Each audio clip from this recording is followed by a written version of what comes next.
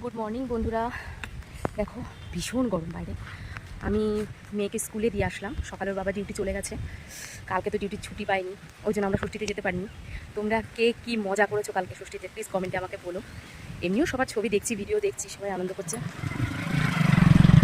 তো আমাদের এবার ব্যাড লাক, ছুটি পাইনি। আর অনেক জায়গায় নাকি কালকে বৃষ্টিও হয়েছে, সেটাও একটা ভালো সাইন যে কারোর অসুবিধা অন্তত হবে না গরমে। যে অনেকে খাওয়া দাওয়া করেও অনেক এই ওয়েদারের জন্য অনেকের অসুবিধা হয়, তো সেটাও হবে না। তো আমাদের এখানে তো বৃষ্টি হয়নি, হবে হবে করে বৃষ্টি হয়নি।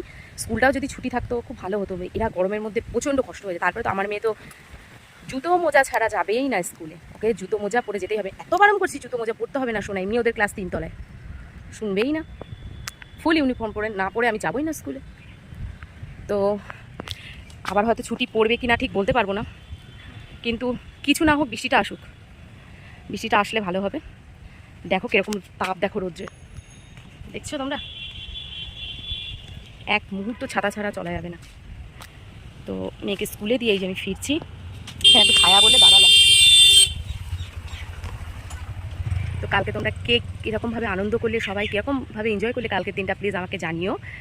আর কোথায় বৃষ্টি হচ্ছে, কোন কোন জায়গায় বৃষ্টি হচ্ছে, এখন কোন জায়গায় বৃষ্টি, আমাদের এখানে তো বৃষ্টি হচ্ছে না। তো যারা শান্তি পেয়েছো, বৃষ্টি জল পেয়েছো যারা, তারা প্লিজ আমাকে কমেন্টে বলো, তাহলে আমরাও একটু শুনে শান্তি পাবো। তো ঠিক আছে বন্ধুরা, ভালো থেকো, সবাই সুস্থ থেকো।